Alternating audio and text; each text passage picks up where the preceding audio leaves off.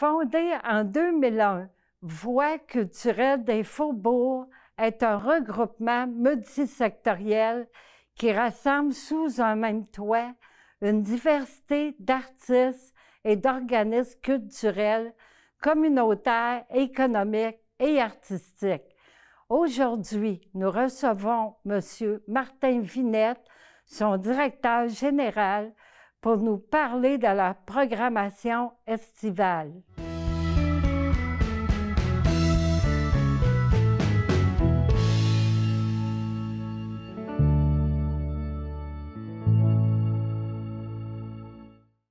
Bienvenue. Merci beaucoup, Louise. Oui, ça va bien? Ça va très bien, oui. Oui. Dites-moi en quelques mots, qu'est-ce que c'est que les voies culturelles des faubourgs?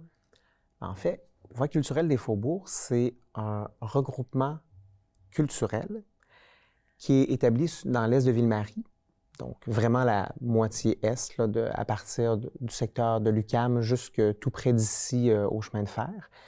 Et donc, Voix culturelle, c'est un regroupement de différents organismes culturels, ainsi que d'artistes, de travailleurs culturels et de certains organismes ou entreprises qui ont un volet culturel important. Oui. Exemple, Cinémathèque québécoise ou Usine C ou Ben Mathieu ou des travailleurs culturels, des artistes qui sont notamment établis à la Virée des Ateliers sur Parthenay. Donc ça, c'est nous. Et ce qu'on fait principalement, c'est d'être une sorte de table de concertation, donc de regrouper les gens pour parler de culture et mettre en avant la culture dans le territoire.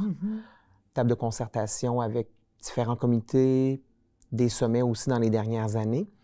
Et je vous dirais, il y a quelque chose qui m'a marqué plus récemment, mais ça fait longtemps que ça existe, c'est une statistique. Il y a 4 des Canadiens qui travaillent dans le secteur de la culture, mais dans un territoire, il y a déjà des études qu'on avait commanditées, c'est 14 14 de tous les gens qui vivent ici, qui travaillent de près ou de loin dans la culture.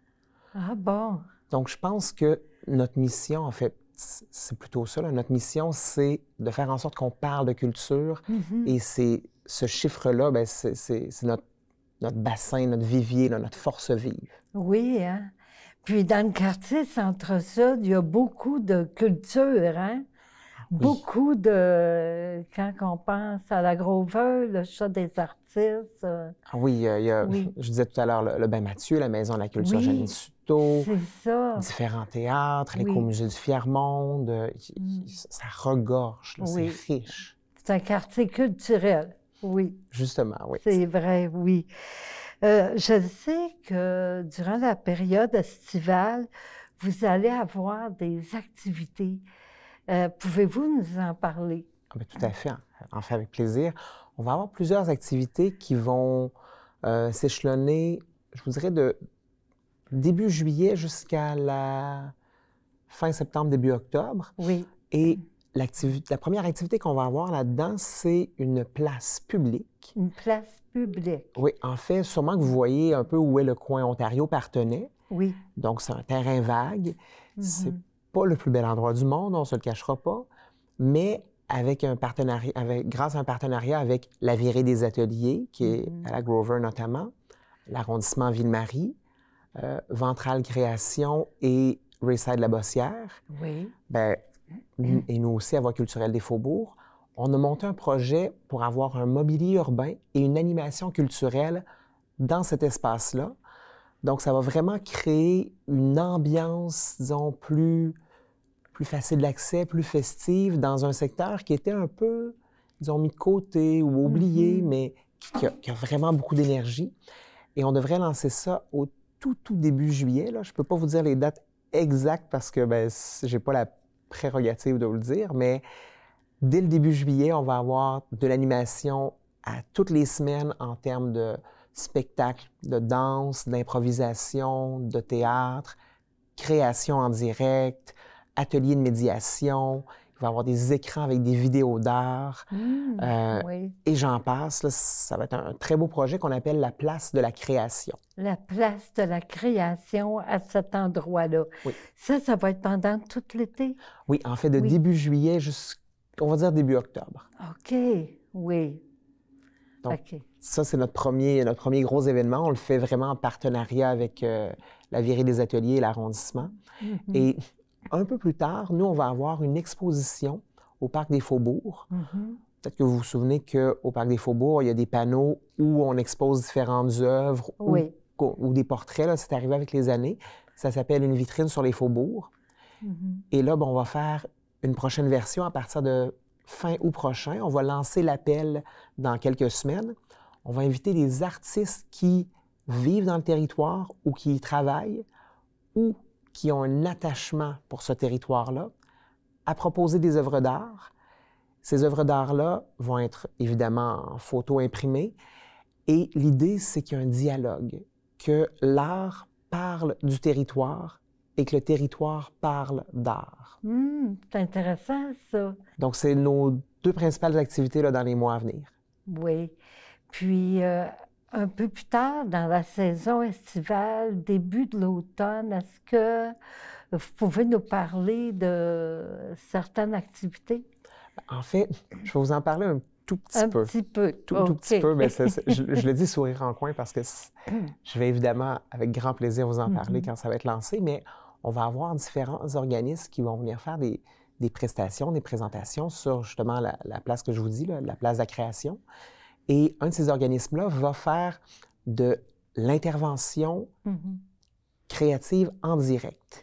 Mais on ne va pas nécessairement l'annoncer. Donc là, je vous l'annonce, mais on ne vous dira pas nécessairement les journées où ça va se passer, mais vous allez voir des gens là et vous allez vous dire, qu'est-ce qu'ils font?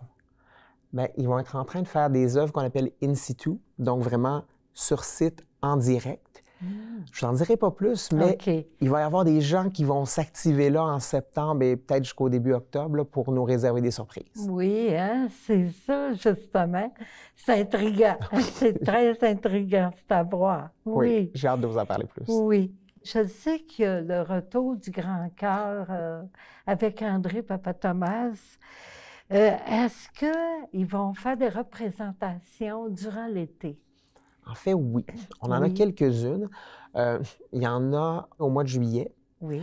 Pour vous dire, avant le Grand Cœur, bien, comme les chorales, c'est une des dernières activités qui a pu reprendre à cause des règles sanitaires. Donc, on a lancé la 3e édition il y a quelques semaines, le 24 avril dernier officiellement.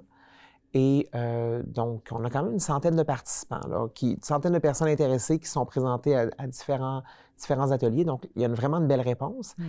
Les prochains spectacles qu'il va y avoir sont en lien avec un projet plus grand que André Papa-Thomas fait, qui en fait composait différentes chorales liées à des groupes de l'immigration. Et ça s'appelle, si je me rappelle bien, c'est les Chants de l'île. Donc, des chorales, je pense, du Rwanda ou du Madagascar, de la Chine, etc. Vraiment différents endroits. Et le Grand Cœur du Centre-Sud, bien sûr. Un de ces concerts-là va avoir lieu le samedi 2 juillet au Théâtre de Verdure, au Parc La Fontaine. Ah bon? OK.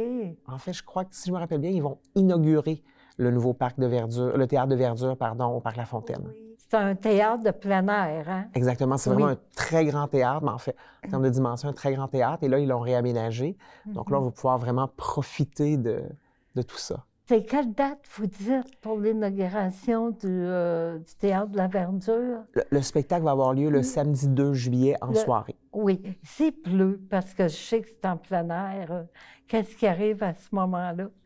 Est-ce que c'est remis au lendemain ou ça? Vous me posez de très bonnes questions. Ça va être à surveiller, probablement que ça va être annoncé. Oui, ça va sûrement être annoncé. En fait, je suis convaincue, je n'ai pas la date, mais je suis convaincue qu'il y a une date de reprise. Les jours et les heures d'ouverture des voies culturelles des Faubourgs, c'est quand? En fait, techniquement, nous, on est ouvert du lundi au vendredi de 10h à 5h. Mais comme on est un regroupement d'organismes culturels, je ne dis pas qu'on n'est pas ouvert au public, mais c'est simplement qu'on n'a pas pignon sur rue comme un organisme de service directement. Mais oui, on apprécie la visite parce que ça n'arrive pas souvent. Mais on est ouvert en jour de semaine, 10h à 5h. Merci beaucoup, Monsieur Martin Vinette, d'être venu aujourd'hui à mon entrevue. Bien de rien. Merci pour l'invitation. Ça fait plaisir. C'était Louise Miller pour les nouvelles du voisinage. À la prochaine.